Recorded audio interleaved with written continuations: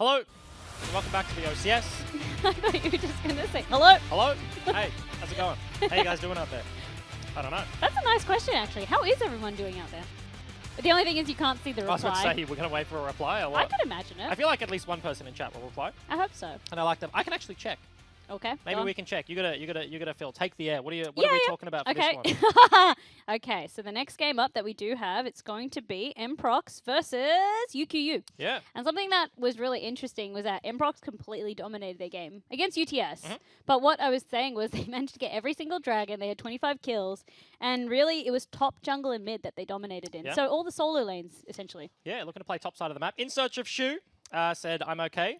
Oh, Aoi yay. Senpai said, I'm crappy, thanks. That's a bad luck. I feel that kind of Sorry sucks. you're feeling that way. You know, stop checking your phone at the desk. Maybe I will do that. This is it's kind of my job to sit here and talk to you guys. So we'll maybe do that.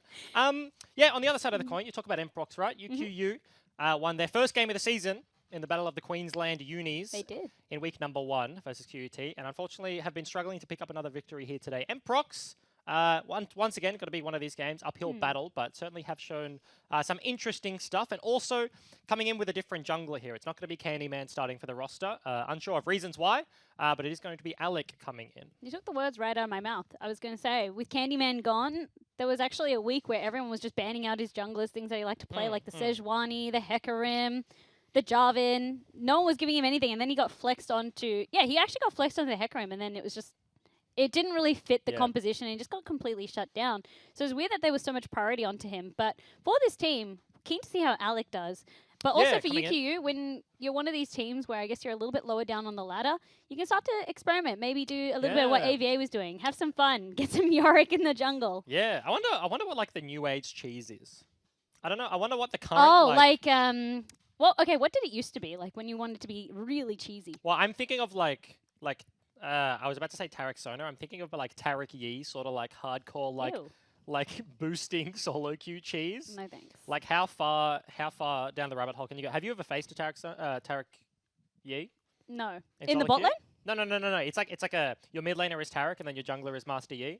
And it's like it was like funneling before funnel existed. And actually, I do believe that was genuinely where funnel came from. Like enough pro players were just like, this is so frustrating. We're just gonna pick the Yi. Like give him let's everything. do it, and then we can start. We started doing it with like Lucian Braum. It was the Zyra Khan. It's kind of like all over. No, I haven't had that. I had a lot of Sona mid. That was cheese and a half. Like just full AP. Yeah, just full AP, and like people were loving it. It's like you literally looked at their match history, and it was like 2,000 games of Sona and nothing else. Yeah. Looking at you, Mog, he feels like he would be one of those people. One tricks are dirty people. I'm just gonna say it. Look, I don't like it. If you're one trick, I don't know. I don't know how you can be entertained by a single champion that long. The longest I have lasted was 27 games in a row of Bard. Really? Yours was Bard? Yes. I just came back from overseas, and I just got boomed by Bard in the Wildcard tournament, and I was like, you know what? I'm going to be the Bard guy now. I played Bard pretend I was original. I was struggling at him. Yeah, he's really hard. It's just like there's just so many buttons, and I'm just like, look, I'm just missing all of them. And then also the hardest part I found was doing those portals. You know, you see enemy bards and they do the best tunnels, and then I'm trying to do mine. I'm spending like 5 minutes trying to make it link up, and I'm like, I don't get how they do this so you're quick. a noob. I don't play support. You're a noob. You don't normal cast your Bardy. You smart cast it, don't you? Yes. Yeah, Is that really? There are some abilities in the game, like genuinely, like smart cast is strictly optimal, right? So it's not smart to smart cast. Yeah, it's real dumb to. You got to dumb cast Bard portal. I like that. That's the way, because like then you can line it up. It's and everyone in comms is like, you're just doing it wrong, and I was like, okay, clearly something ain't working out. No, there's like a few things like Thresh Flay, like abilities that you're. Is it mostly support? It seems like I'm noticing a bit of a trend. I don't know what you should smart cast on like other champs. Like Rumble is like a big one. People say that you should. Oh but, yeah, like, no, you know his ultimate is awkward on smart cast. But I can like speak from my experience, and obviously like I've played support for genuine like years, and I've shied away from genuine years as opposed to just years. Yeah, for like I've shied away from other roles for the entire time I've played League of Legends, right? But there's some abilities that you should dumb cast. Thresh Flay is one of them. Yep. Bard Portal is one of them, and it's for abilities where you're like, what's the word I'm looking for? You're rewarded for like having it ready but not casting it yet. Yeah, so like if you're sitting in base and you're like a bard and you're like waiting for gold or whatever, and you get to like, I don't know how to do like diagrams from the viewers, right? I actually don't know how to do it. You can but just like, draw it and surely hold it up. But yeah, let's do that. We're in a bit of a delay, by the way, guys. But can you actually see it? Let's make it a little bit thicker. That looks This maybe is not safe for air. Oh, no. Okay, maybe you're right. But anyway, if you're like bard portaling out of base and trying to line up the portal, you're Definitely rewarded. not safe for air, what you drew. You are rewarded for sitting there and actually lining it up. Same with Flay. Like if you're chasing a Jarvan and you're waiting for his EQ to be able to cancel that one, you just sit on it with it ready, like constantly spamming. That's the goods. I like it. That's the goods. This will be hidden forever. You Sorry, should do a guys. support podcast. I don't think I'd ever play support just listening off it, but it's, for people who actually cared. Yeah, for people who care. God damn. I had to just rip you one. No, That's but it was just- it was actually genuinely interesting. That is sheer arrogance. I had to get you back for the fright train. Sheer arrogance. You said fright train. I didn't need to get you. You got yourself. But we are into champions like Yay! UQ No more Union delay. versus Mprox. Yumi and Aatrox. Big power picks taken off the bench. We saw them last game, but not going to see them for the 4th game of the day. Alex still their new jungler, waiting to see what he had. Traditionally, you did see a lot of people focusing around jungle bans, but it seems like Mprox is just mostly focused around things that they think could hurt them. Stuff that's really on meta, so maybe we're going to see the Aatrox, maybe an Akali, Sylas. Aurelia, we still haven't seen one Yeah, as actually, of good yet. point. Did hit the bench last game, but hasn't been picked up yet. If there was ever a game that it will be picked up, I expect Riot is going to be the guy to pilot that one. First 2 weeks, immediately locked that one in, and as you kind of expect, Mprox done their research, they're just going to ban that one away in the first 3. Yeah, Riot definitely love that Aurelia, would be very happy playing that one. And Mprox, they're not going to waste a slot in terms of picking her, so they've got a different composition in mind.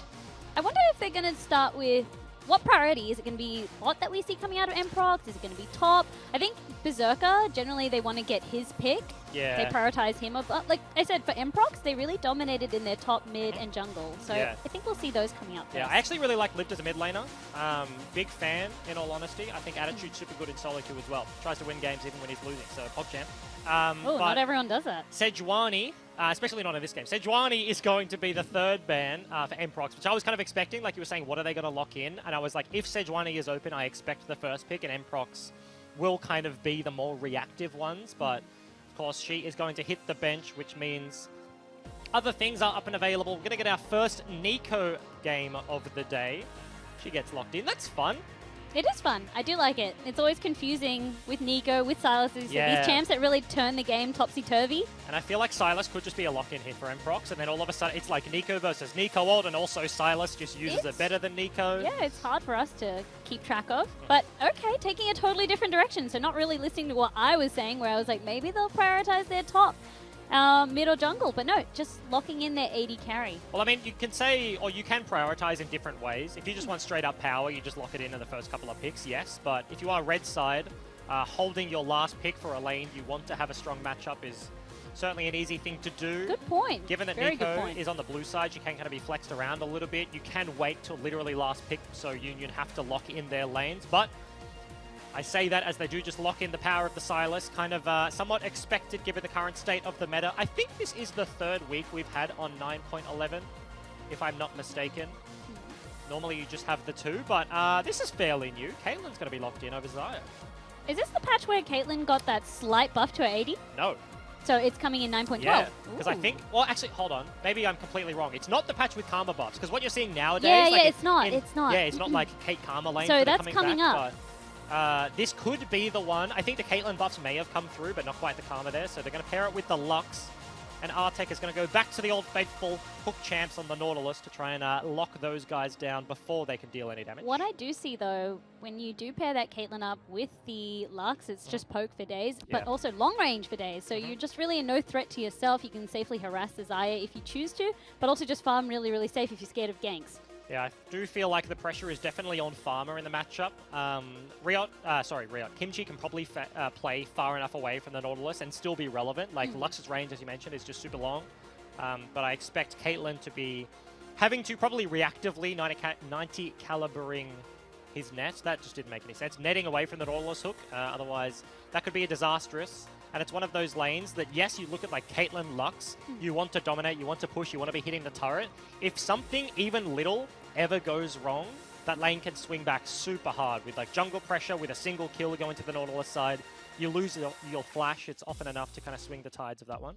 So again, from Mprox, actually trying to narrow down the jungle. I don't know if it's specifically due to Candyman or Alex kind of champion pool, but really just taking away the Jarvan and more so importantly the Kindred, which is really something that we don't see a lot of, but when we do, it's generally with good intentions or they know that they're focusing a lot of burst. So really wanting to stop, perhaps if they're going something really blow up where they've got tons of damage, just making sure that they don't have anything like that to really negate a lot of it. Yeah, I somewhat expected the Rek'Sai or something similar, maybe a Skarner, to come through with a Kindred ban. Like, you want to play something like relatively defensive in the early game. Maybe Rek'Sai doesn't really fit the bill too much, but you don't want a Kindred kind of farming your head as you're looking to farm the lanes. But this is going to be one side of the map in Mprox going forwards. So squishy on the side of UQU. Yeah, UQU could be Nightfaller with his hands on the cannon, looking for that counter-engage potential there. Last pick is 10 seconds away. As you mentioned, so squishy.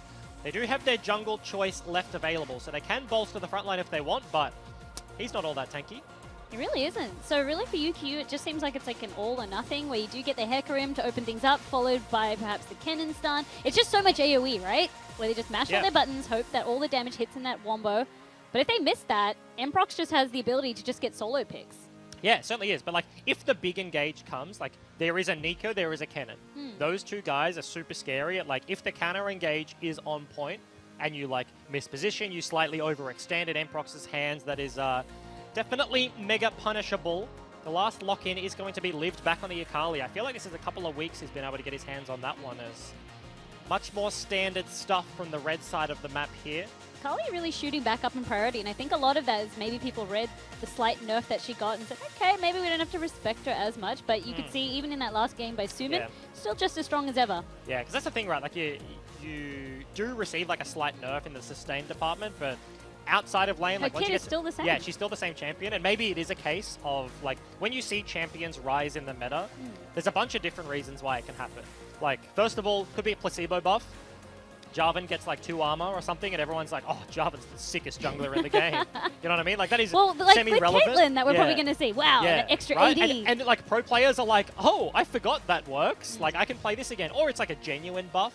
Like, and obviously they're just now good, but a lot of the times it's like a slight nerf, and then they just stop being permabanned. Like, Akali, Aurelia have just been permabanned for weeks. Teams have now kind of like settled into what the meta is, and this is, as I was saying, like, I think the 3rd week of 9.11, and you're willing to like experiment, right? The first week in like team houses behind the scenes of competitive lineups is much more like, okay, like, what do we think the meta actually is? Like, what is strong?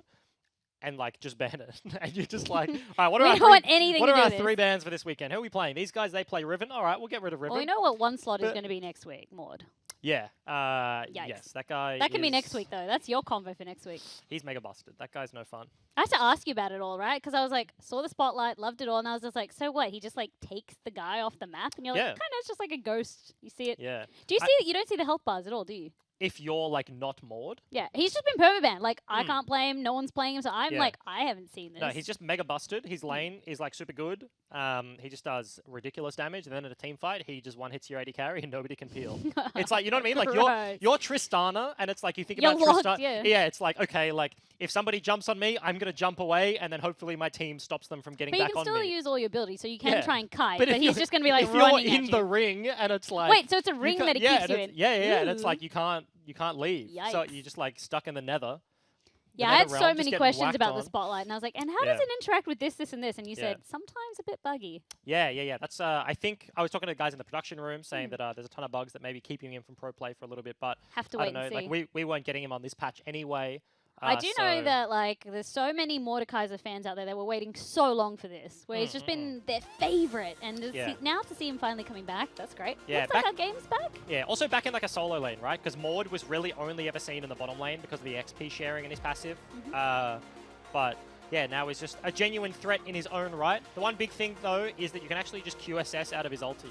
So if you get thrown into the nether realm and you just have a QSS, you just peace out.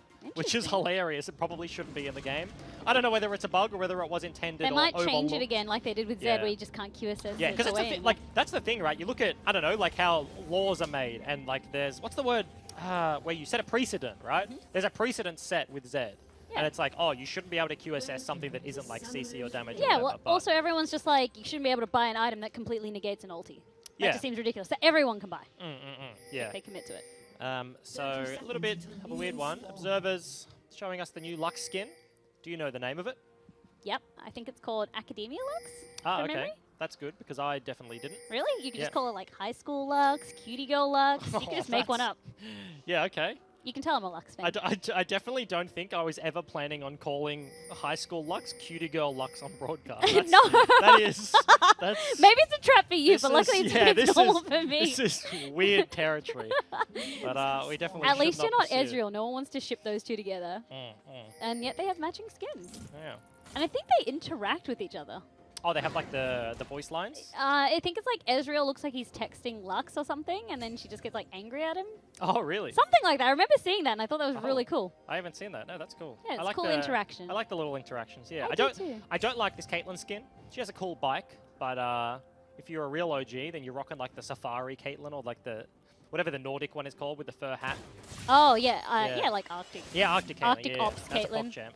The one skin you're genuinely. I have Headhunter Caitlyn. I hate it, but now Yeah, I have the agree. pool party. And I like everything except the sound effects. I Sometimes. feel like Headhunter is a try-hard skin. I don't like it. I used to love it back in the day, but it's not aged well at all. Yeah, I feel like a Caitlyn player on my team that has Headhunter, I know thinks he's really good at Caitlyn, but isn't good at Caitlyn. You know what I Wow, mean? it's the only skin I have for Yeah, her, and then I have it's pool party on my other account. It's genuinely like you're going to be bad, but also you're going to type the entirety of this game. That's I don't! Oh my god, way to the- generalize. yeah, Wow. that's it. Alright, now we That's know the your one. thoughts on Yeah. Caitlyn skins. Yeah, Luna Wraith and can't non-cutie be used girl skins. Caitlyn, Luna Wraith is too loud. It needs to be banned. I do like Luna right there. Cool. Even the Morgana one's pretty cool. But enough cool. about the skins. We'll talk a little bit more about the game. Most noticeably, though, the wards that we do see coming out from Mprox. Yeah. Able to force in level 1. Farmer was kind of defending the tri-bush, did have a ward of his own down there, but Artek went for the blind hook and forces his way into the tri-bush as a Nautilus can. So see that one paired with the Raptor Pit means that they know exactly where Alec is on the map. Paladin gets early access to mid lane. Riot lands the stun, but actually a very nice trade through the wave there. Gets the better end of that one. So it just means that Paladin set back a little bit in terms of a couple of seconds burned, but also just needing to force out an early pot. It's not going to set him back too much. Like, you can just go straight to blue, finish that one up. Didn't really lose anything, as you said. Rek'Sai clears relatively healthily. She goes, every time she goes underground, gets that HP back, but it's interesting to note he's actually gone for the Hail of Blade, so maybe that's why we see him look for a very early gank. That rune probably loses effectiveness as the game goes on, and you'd much rather look at be Riot over here. like a Black Cleaver Conqueror, but this is going to be the start of this Scuttle Crab. Paladin without a rotation from his mid lane. I does call his bottom side though, so may have found a priority here. So completely making sure that he bullies off Alec, who still hasn't taken the red and actually manages to win that one out. But you could see that Riot was just trying to see if he could just bully him out almost. Yeah, that was kind of the thing, right? Like priority, like ebbs and flows naturally. Actually, that's going to be a start. Ooh, bot lane. That's going to be Kimchi. the heal as well. Kimchi forced to use the barrier, still running away. It's up to Farmer to stay alive. Kimchi, so close to being taken down. Yeah, Aftershock gives the Lux so much value, keeps her alive. The Q did land from Paladin off the side of your screen, so if he had a different summoner, or rune rather, definitely would have fallen down, but with the heal, able to keep himself I alive. always thought it was a barrier because I saw the heal and I was like, cool, that was Farmer's heal. And I didn't realize Farmer incredibly low as well. Just saw the health bars drop. Okay, so UQU bottom lane on literally 0 HP here. Being pressured underneath the turret. Alec is still sticking around behind them. Has gone for the straight up full clear. Paladin's already ganked mid lane as you expect and went for that little kick a look around bot side. Does have the earlier recall though, and he's looking to match potentially and get something going on the top side to Nightfaller. Farmer still has teleport. Yep, able to use it to get straight back into lane.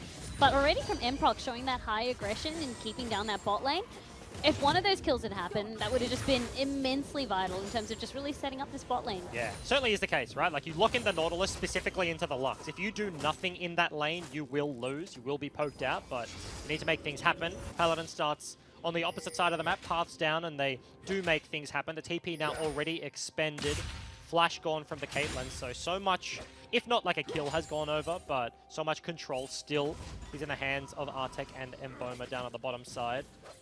Have the tiniest little CS lead of one creep down there as well, so definitely a good start to the lane for the Xayah and the Nautilus.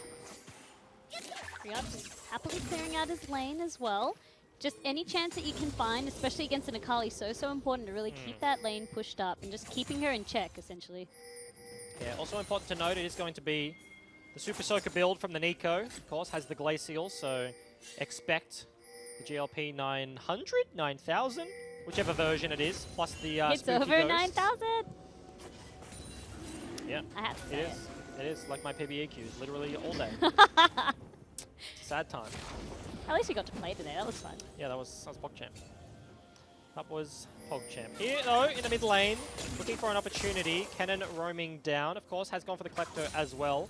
Kind of just checking in with the rune choices of everyone. Melee matchup in the Silas, able to proc that one and build a little bit of a lead, if you will. But you can see wave advantage here for UQU and how far back they have to play. They have like the entire creep wave available and also have their jungler rating in wings, but they do have to respect the hook from Artek. It could just be a 3 versus 3 arising if a hook does Jungler, land. Paladin coming across as well, ready to dive in. Both junglers so patient. Artek has flash. There's a rip back.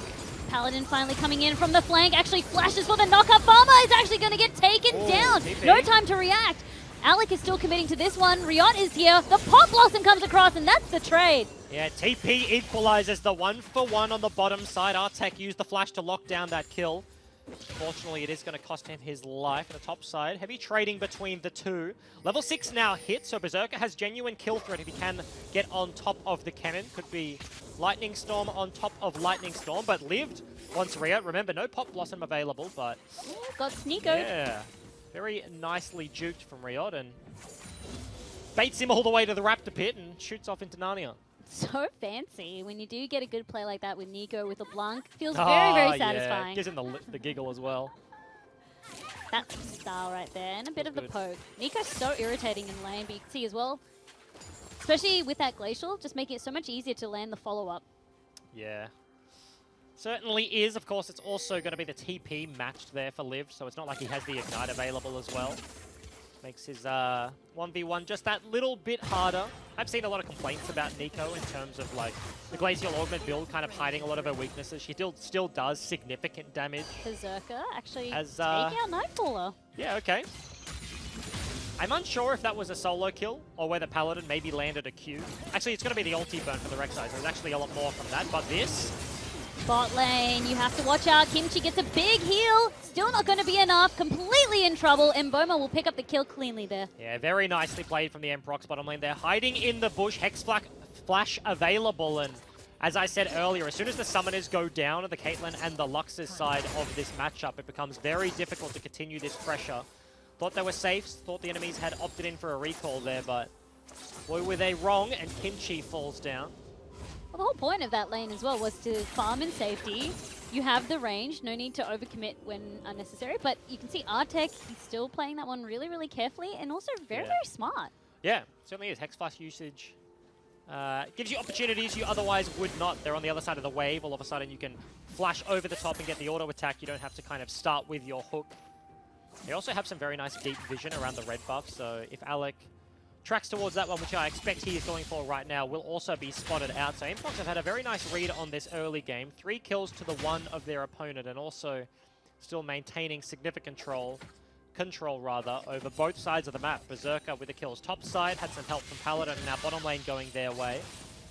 Emprox, slowly but surely, they're starting to carve a lead out for themselves, but also just their ability to get that vision, as you touched on, just means it's so much easier for them to make plays.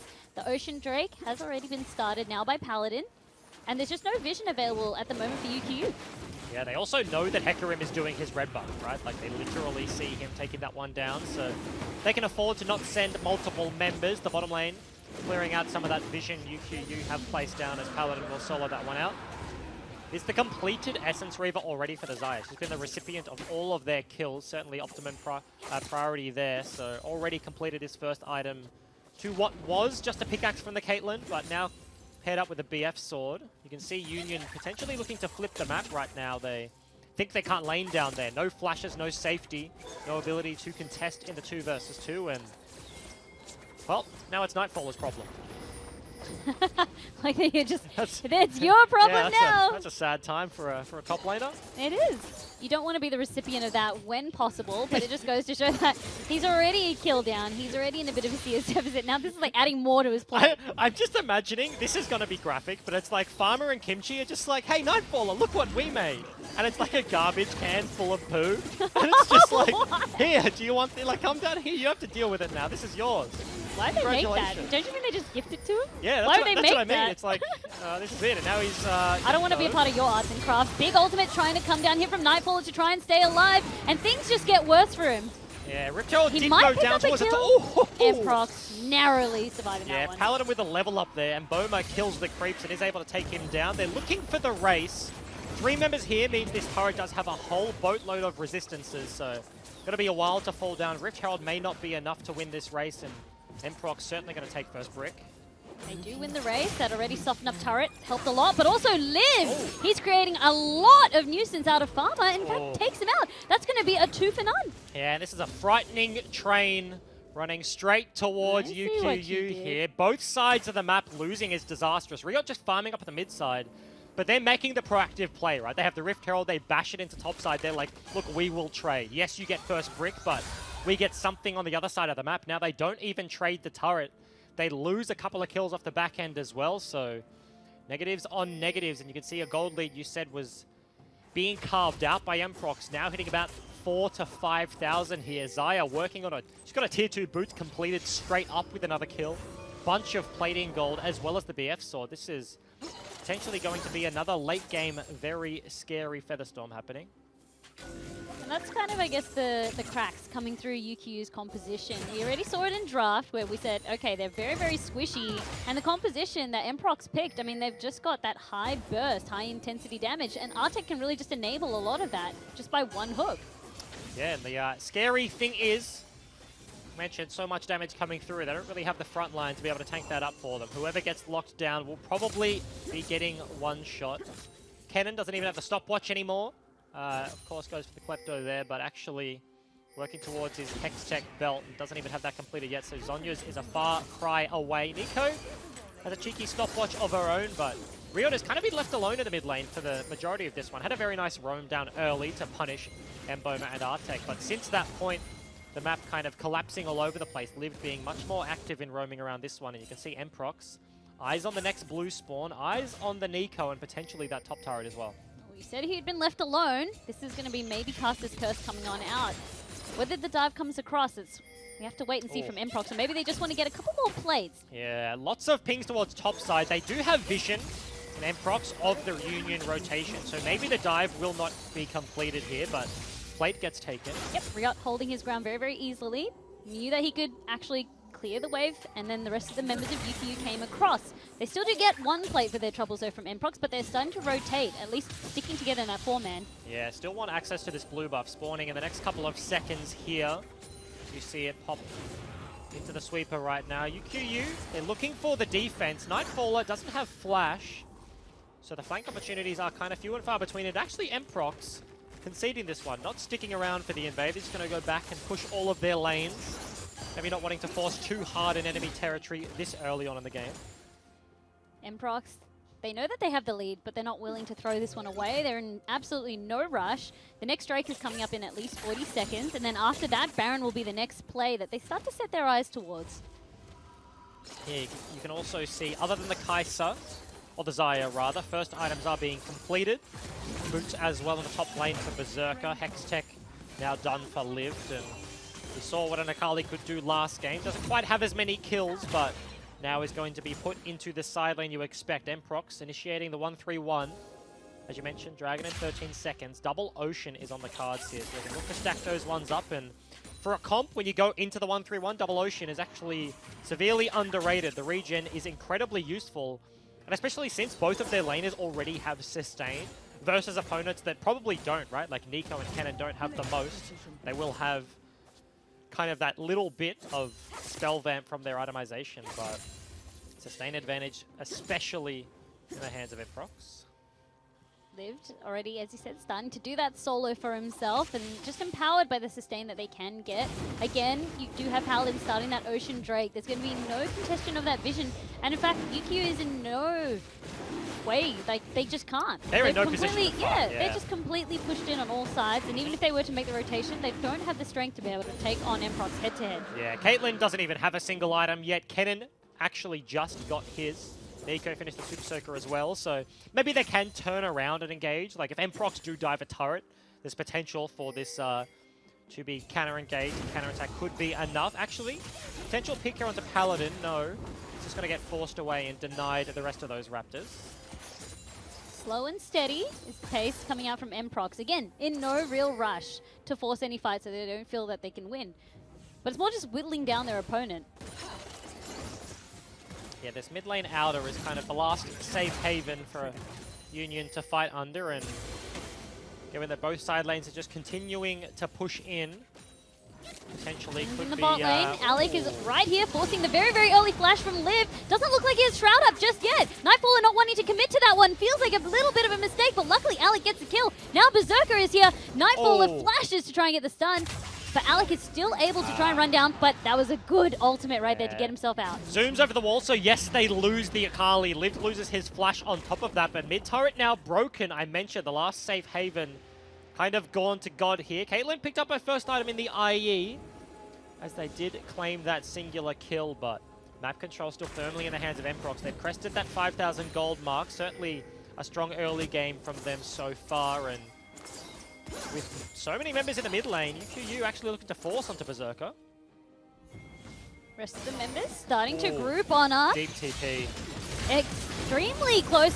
They open up onto Kimchi. Alec, though, they turn their attention onto Artek and they actually get one. Now they look for Paladin. They're hungry for more. Paladin forced to use the ult. The Pop Blossom's going to lock him in place. UQU getting 2 kills, but now that the damage is here, they're in a bit of trouble. Nightfall uses the ultimate, gets 2 with the Maelstrom. Featherstorm has to come out from Mboma, but it's actually going to be the Akali who now gets taken out. UQU have turned this fight into their favor. Yeah, it looked like the turnaround from Emprox there underneath the turret, the very deep TP from Liv. Oh, this could be it. Berserker once more. Kimchi gets taken out. Berserker has to die for this one. It's still going to be a 1-for-1. Now they all turn their attention to the Xayah and they get the ace. And they just keep baiting themselves forward. They lose the turret. They lose an extra 2 members. And the Nico, Riot we mentioned, had been kind of gone from all of the action in the early game. Turns this one around, now completed 4-0. We'll go back to base, and this is a very cheap build. He probably has his next item. Gets Caitlyn a bunch of gold, 4 assists off the back end of that one, and the carries from Union are certainly online now. Liv just got locked into place just for so long. Like, you just saw him just almost standing there, and you're like, what are you doing? But he just couldn't do anything. And a lot of that just comes down to the way that they didn't really layer their ultis all at once. They really staggered out their CC. So it's really cool to see from UQU, and now they're starting to close down a little bit that gold gap. And it's also, all of their CC is not like champion targeted, right? It's all coming from a skill shot. It's a Caitlyn trap you lay on the ground, so Akali still can be hit by everything, even though she is in her shroud. Yes, you can't see her, but if you know where she is, that's an Eco E, it's a Lux Q. Kennen in his big AoE will still stun you anyway, so fairly hard for Liv, especially without flash, and especially without cooldowns, I think, to find access to the back end of these fights. I don't think he used his ulti there, because it did just come up as he entered that play. Fortunately, now still with that one. The big recipient from Emprox, though, is the Caitlyn. He pick up another bunch of kills and has a whole completed item over his opponent. So now got the IE working on his Energizer item here. Most likely going to be the Rapid Fire Cannon. And 5-1. It's a very good start here for Mboma. Mboma doing so much work, but you saw couldn't really collapse in onto it. Had to use the Featherstorm really defensively, and that's really going to be how the fights get turned, I feel.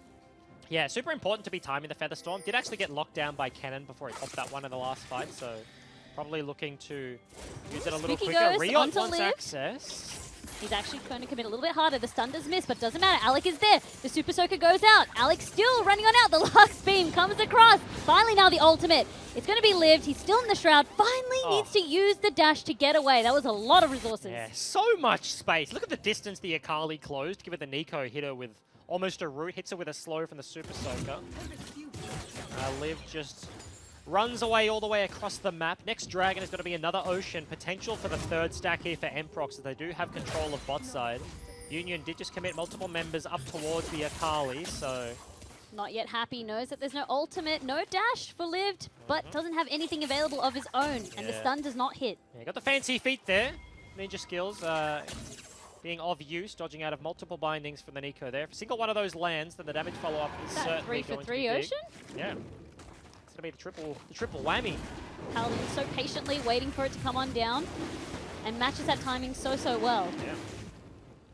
QSS also now picked up for the UQU, they're also not making any move towards it. They're actually prioritizing that Baron area a little bit more, as you would expect them to do. Yeah. So Paladin will get this one for free again. Because it's kind of one of those situations where the effective value of an Ocean Dragon for Emprox, given it is the 3rd stack, genuinely super high. And Union, you're like, oh, it's 20 minutes into the game. Like, we don't actually care about them. We'd only be taking it away for the deny. But given they had no control, the waves were pushed in, it's very hard to find a way in there. And they will actually concede that one. This is a pretty ballsy play. If they find a face check, then... They're hoping to try and bait out a Baron check. But it does... That's the problem. Yeah, Liv managed to chuck the ward over the wall. Artek actually pings the bush. He knows something is happening. Oh! All the CC does miss. He missed! But it doesn't matter. Artek, he's still needing to force the flash. Pop Blossom goes up, locks him into place, and at least they get 1 kill for their trouble. And the saving grace, if you miss your Nico bind, if you miss your Lux bind, just bank on the Nautilus missing his hook on the wall, and he doesn't go anywhere. So Artek, unfortunately, cops a flash and loses his life there. There was a couple of pings into the bush. They suspected something was up, and Liv did pop a cheeky pink ward over the pit, so they knew they weren't on the Baron. But the pick did work out in the end. Union able to walk away with that one, but both side lanes still just being pressured. We've seen the rise of these 1-3-1 comps ever so effective at just maintaining map control. Once you set it up, like, that is the difficult part. Getting there is hard, but once you have the control, very easy to play around. You do kind of have vision supremacy and a lot of tools at your disposal here. Bit by bit, Berserker, he is also just committing Nightfaller, as you said, to that lane with that 1-3-1.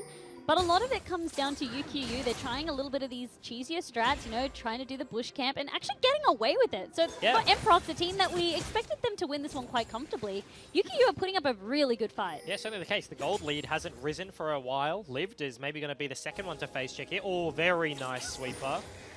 Spooky Ghost lands, though.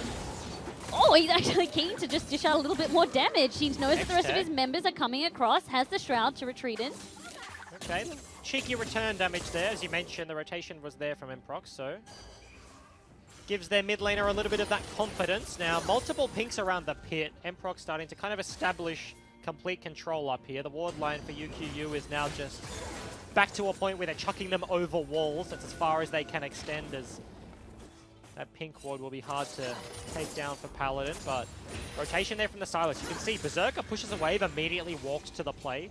Wants to be there early if he can, and the same can be said for Liv on that Akali, so eyes are definitely on this Baron.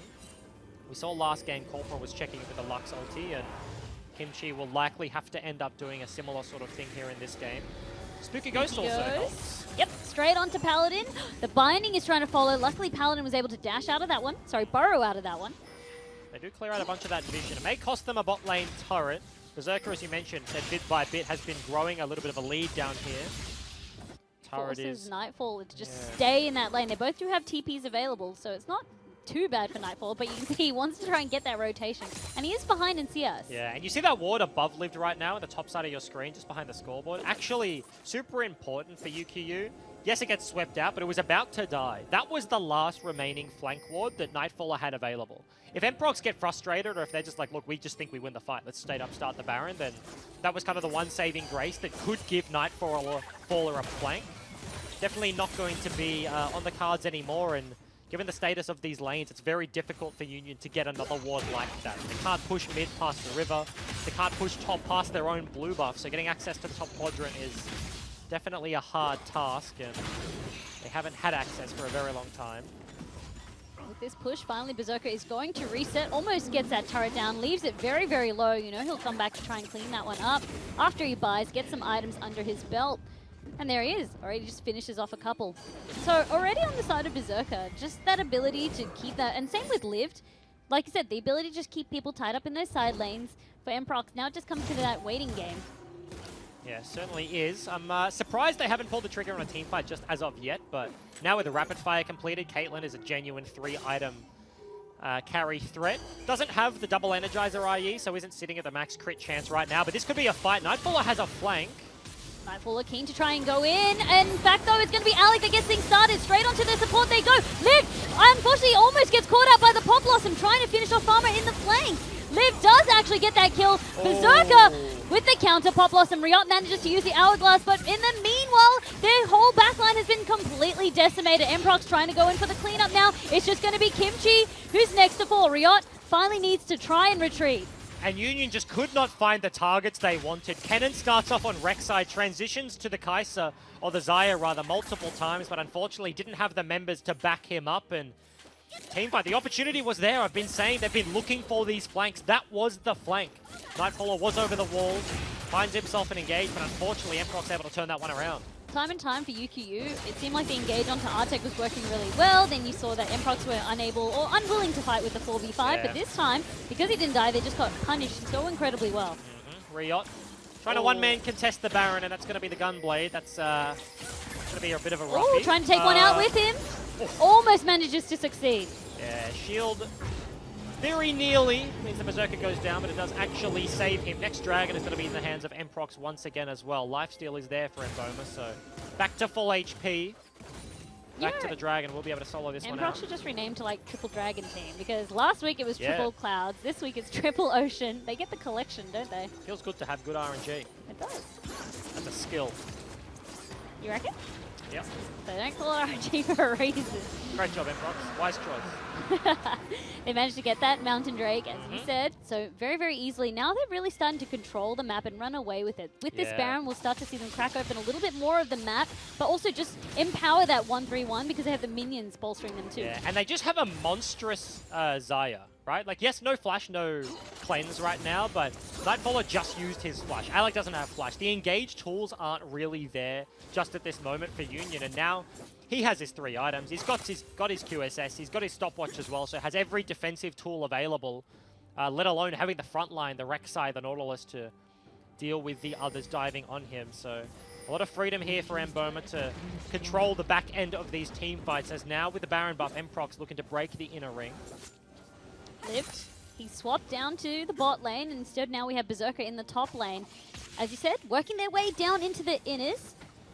And this is where things start to get a bit hard for UQU. What do they want to prioritize? Oh, looks like that was going to be the question solved right there. So Alec and Riot, get themselves a pick, but Cannon Minion's doing work down bottom. Lived actually breaking that turret fairly soon. But the pick means a 4 versus 5. 2v1 in the bot lane. Nightfaller, unfortunately, taken out before the rest of the members of UQU could come across, but that's going to be the binding that actually goes on to Liv, and Caitlyn gets the shutdown. More gold into her pocket. Yeah, hits him in the face with a headshot there, and that's 2 picks. Very nicely played from Union. Stuck within the walls of their base. They only lost a single turret in the bottom lane, and actually will defend this Baron quite nicely. Emprox maybe a little bit disappointed they didn't be able to lands break a this second one. binding. Alec knows that it's time for him to go. Uses the ultimate. Artek, he's been hit by the light binding again. And now finally gets taken out. Riot forced to use the Hourglass. But Emboma dishing out so much damage. Feather Storming straight onto Riot. Paladin actually manages to live thanks to Emboma. Damn, numbers mismatched, but the Xayah is enough to force Union to walk away. They don't want to step up through the bush. They don't want to step over the feathers there. And Emprox, another pick falls down. 1-for-1 trade, the Nautilus for the Heckery, but they still do hold on to their base, right? The minions were doing work bottom side. Kennen definitely struggles to deal with those waves, especially without a Proto Belt, of course. He's gone for the Gunblade there, so doesn't have the extra AoE, but even against the Baron creeps, that probably wouldn't have helped him all that much.